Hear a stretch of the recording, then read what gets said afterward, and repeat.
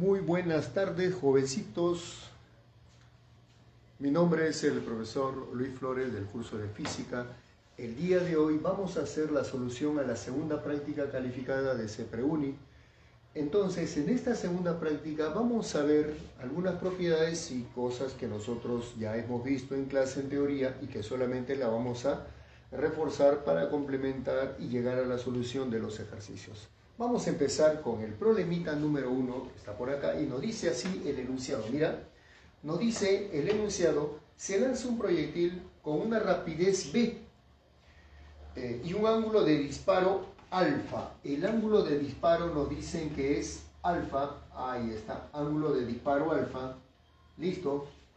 Y nos dice ángulo de elevación por encima de la horizontal, logrando un alcance horizontal d. Ahí está, el alcance horizontal es d. Ahí está. Dice, a ver, si se disminuye en un 25% la rapidez, entonces primero nos dicen aquello. Ahora, con este dato, yo puedo decir, jovencitos, por teoría, el rango o el alcance se calcula como la rapidez de lanzamiento al cuadrado, esto sobre la aceleración de la gravedad, y multiplicado por el seno de 2 veces el ángulo de lanzamiento. Es una propiedad que en clase pues se le demuestra incluso al alumno. Entonces, en ese caso decimos, jovencitos, que en ese caso nosotros decimos acá en forma general, entonces decimos por teoría, vamos a decir nosotros que SD es igual a SD cuadrado sobre G seno de 2 veces el ángulo de lanzamiento. Seno de 2 veces el ángulo de lanzamiento. A esto le llamamos expresión 1. Bien, luego nos dicen, luego jovencito disminuye en un 25% su rapidez de lanzamiento. Si su rapidez de lanzamiento es v y disminuye en 25%, nos queda el 75%. Y 75% como fracción, ¿no es cierto que vendría a ser 3/4 de la rapidez de lanzamiento? Ahí está, 3/4 de v. Entonces vamos a obtener nosotros un rango prima. Ahí está. Entonces, el ángulo de lanzamiento es el mismo, me dicen, solamente disminuye la rapidez en 25%. Y me piden calcular, ¿no? Dice, conservando el mismo ángulo de disparo, el nuevo alcance será aproximadamente. Bueno, ese alcance D1, que le vamos a llamar por acá D1, ahí está, D1 mejor, ahí está.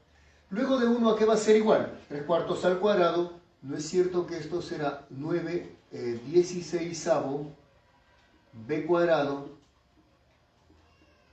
por el seno de 2 veces el ángulo de lanzamiento, y esto sobre la gravedad? Todo esto sobre la aceleración de la gravedad. Y nosotros llegamos a la conclusión, jovencito, de que b cuadrado seno de 2 alfa sobre g, ¿no es cierto que esto nosotros lo conocemos de 1? De la expresión 1, ¿ven? De 1, que es él. Por lo tanto, ese de 1, jovencitos, ese nuevo alcance o rango de 1, sería 9/16 del alcance original de, y 9 entre 16, eso nos va a salir 0,56. Esto nos va a salir 0,56 d. Y esto, jovencitos, sería nuestra respuesta. Ya está. Problema de aplicación, propiedad. En la pregunta número 2, nos dice respecto a las cantidades cinemáticas en el movimiento circunferencial de una partícula, indique el número de proposiciones correctas. Mira, en la primera proposición nos dice el vector posición. Profesor, si yo tengo acá la trayectoria circunferencial, tengo el plano y X y Z. Entonces, si yo quiero analizar la posición, ahí está, en el plano tenemos a la posición por acá, mira, acá voy a trazar la posición. Trazamos la posición desde el centro de giro que coincide con el origen de coordenadas. A esto le llamamos el vector posición. ¿Ven? Posición, por acá nosotros tenemos a la velocidad la velocidad instantánea, ahí está. Y nosotros también podemos ubicar en ese mismo plano donde tengo la posición y tengo la velocidad a la aceleración. La posición, la velocidad y la aceleración están en el plano. Ya está.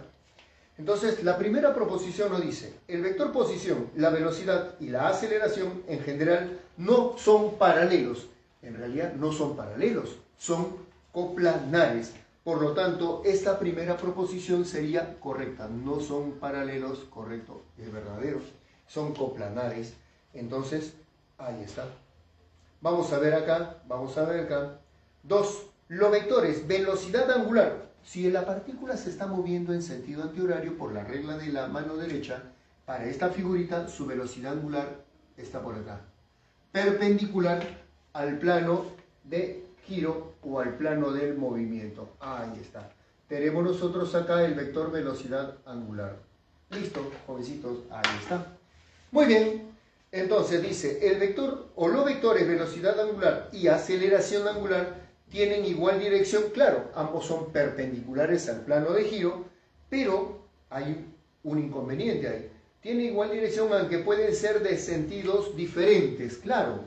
La aceleración angular puede ser paralelo a la velocidad angular o puede ser antiparalelo. Entonces, esto es el vector aceleración angular, o él podría ser también el vector aceleración angular. Por lo tanto, la aceleración angular y la velocidad angular pueden tener el mismo sentido o pueden tener sentidos contrarios, pero siempre son colineales. Siempre tienen la misma dirección. Entonces, esta segunda proposición es correcta, verdadero. Vamos a ver por acá la tercera proposición. ¿Qué nos dice por acá la tercera proposición? Vamos a poner acá proposición número 3 respecto a esa figurita. Ahí está. Respecto a esta figurita, ¿qué es lo que nos dice la tercera proposición? El vector aceleración angular es perpendicular al vector aceleración lineal. El vector aceleración angular es perpendicular al plano de giro. Como en el plano de giro tenemos la posición aceleración y velocidad, entonces el vector aceleración angular es perpendicular a cualquiera de ellos. En ese caso nos dicen que es perpendicular a la aceleración lineal. Eso es verdadero. Verdadero. Y vamos a ver por acá la cuarta proposición para este ejercicio. La cuarta proposición, ahí está. ¿Qué nos dice la cuarta proposición? Dice, la descripción del movimiento circunferencial se facilita con el uso de las cantidades cinemáticas angulares. ¿Se facilita? Claro. Porque cuando nosotros usamos un sistema de ejes cartesianos, el sistema de ejes cartesianos se usa por conveniencia matemática para poder explicar de manera más sencilla un evento físico. Se usa por conveniencia, pero no es indispensable. Entonces, las cantidades cinemáticas angulares se usan para explicar de manera más sencilla el movimiento circunferencial. Entonces, eso sería la respuesta para la segunda pregunta. En la pregunta número 3, entonces la respuesta sería todas son correctas. En la pregunta número 3, jovencitos, nos dicen con relación a la primera ley de Newton y lo que puede deducirse de ella, identifique verdadero o falso a las siguientes proposiciones.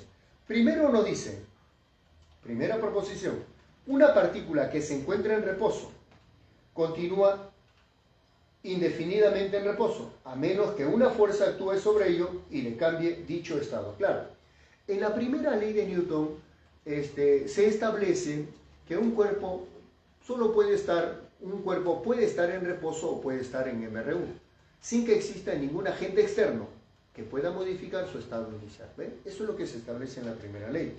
Por lo tanto, la primera proposición sería correcta.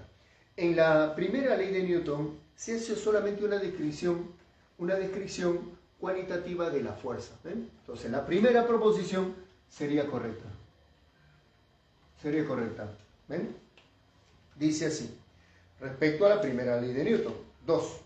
Solo la fuerza puede cambiar el estado de reposo o movimiento de un cuerpo. Eso es verdadero también, jovencito, ¿no? Solo la fuerza es capaz de cambiar el estado inicial del movimiento de un cuerpo o partícula. Vamos a ver acá la tercera. Las partículas libres de fuerzas solo pueden estar en reposo o MRU. Claro, si sobre una partícula la fuerza es 0, entonces el cuerpo está en reposo o está en MRU, por lo tanto estaría en equilibrio mecánico, ¿sí? Cuando hablamos de partícula, son aquellos cuerpos que pueden experimentar solo movimiento de traslación. Y si ellos, la suma de fuerza es 0, entonces están en equilibrio estático, en reposo permanente o en equilibrio cinético moviéndose con MRU. Por lo tanto, todas las proposiciones son correctas. En la pregunta número 4, tenemos acá un sistema formado por 3 bloquecitos, B, C y A. B está descansando sobre C y A, y sobre A se está aplicando una fuerza, y estos bloques C y A están sobre un piso liso. Un piso liso es aquella superficie que carece de rozamiento. Ahí está, ¿ven? Liso por acá y liso por acá. Listo, jovencitos. Ahora miren, vamos a ver con calma, me dicen acá. Se aplica una fuerza F al conjunto de 3 bloques A, B y C, como se indica en la figura. Si los 3 bloques no se separan y el piso es liso, identifique la figura que mejor representa el DSL del bloque B. Jovencitos, si nosotros aplicamos una fuerza sobre A, entonces A se va a mover hacia la derecha. A se mueve hacia la derecha. Profesor, C también se va a mover a la derecha, ¿pero por qué? Porque C está sosteniendo a B y B también se mueve. Todo el sistema se mueve como uno solo, debido a la acción de esa fuerza externa. Pero ahora me piden hacer el diagrama de cuerpo libre sobre B. Entonces empezamos así. Mira, sobre B tenemos su peso. El peso es una fuerza inherente a todo cuerpo que tiene masa, su peso o su fuerza de gravedad, por acá. El peso siempre pasando por el centro geométrico del cuerpo dirigido al centro de la Tierra. Ese peso hace que B interactúe con A y con C. Bien, profesor, si yo jalo A tendría que deslizarse solo, no B. ¿Pero por qué se mueven juntos? Porque entre A y B hay fuerza de rozamiento. Si yo jalo A, B tiende a quedarse en su posición, irse hacia atrás. ¿Pero por qué no se va hacia atrás? Porque simplemente hay una fuerza que lo está arrastrando. Entonces nosotros decimos, acá mira, tenemos por acá nosotros una fuerza que se va a manifestar sobre B. Ahí está. A esta fuerza nosotros le conocemos como la fuerza de rozamiento. Profesor, pero como B está en contacto con A, entonces sobre ellos también hay una normal. Ahora, la fuerza de rozamiento y la normal son componentes de una fuerza resultante, la cual se traza en un diagrama de cuerpo libre. Entonces a esto le llamamos una normal 1. Profesor, por la tercera ley de Newton, normal 1 sobre B, normal 1 sobre A. Ahí está, sobre A. Esto sería la normal 1. ¿Ven? La misma normal, por la tercera ley de Newton.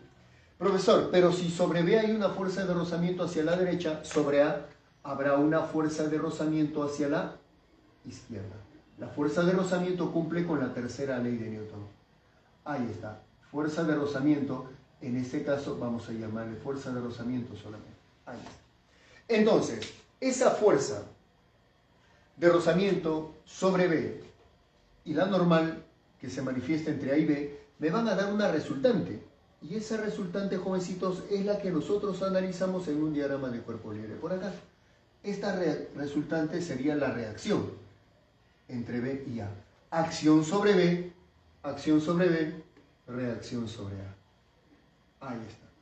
Profesor, pero sobre A me falta todavía el peso. Ojo, Juan, estamos dibujando las fuerzas, acción y reacción, o viceversa. ¿Ven? Ahora bien, jovencitos, como a mí me piden el diagrama de cuerpo libre de B, digo yo, B se está moviendo junto con A porque A lo está arrastrando. Pero B arrastra al bloque C. ¿Pero por qué arrastra B al bloque C? Porque hay rozamiento entre ellos dos. ¿No es cierto que sobre C, como hay movimiento hacia la derecha, es porque justamente pues hay una fuerza que lo está moviendo hacia la derecha? Mira, hacia la derecha habrá también una fuerza de rozamiento por acá, sobre C, para que lo puedan mover.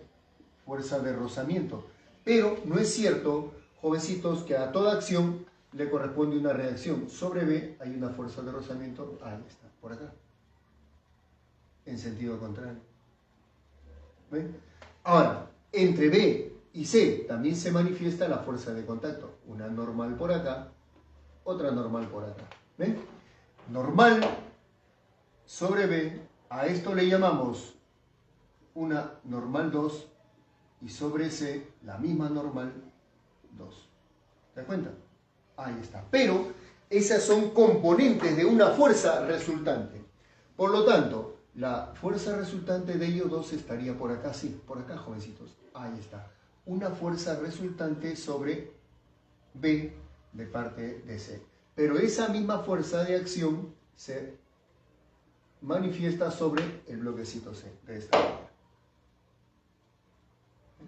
Entonces, jovencitos, sobre C, esta fuerza, sobre A, esta fuerza, pero sobre B, por si acaso, no se consideran las componentes.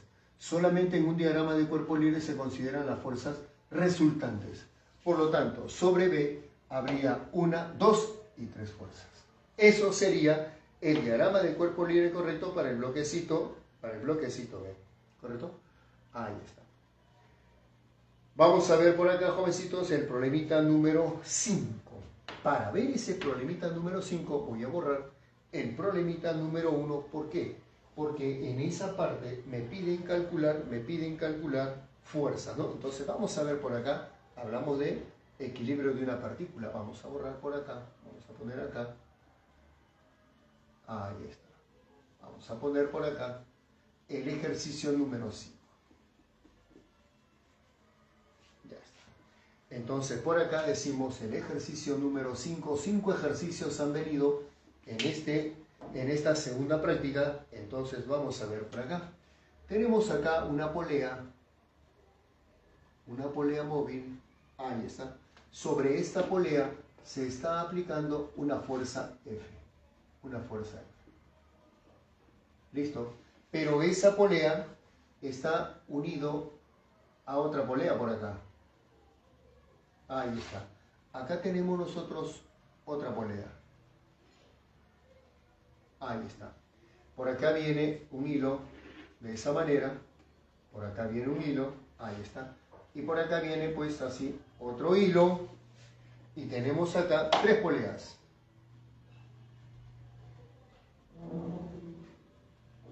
Ahí está. Tenemos acá 3 poleas. El piso. Acá tenemos un bloquecito de peso W. Y por acá vamos a tener los hilos. Ahí está. Acá tenemos el piso. Acá tenemos por ahí y por ahí.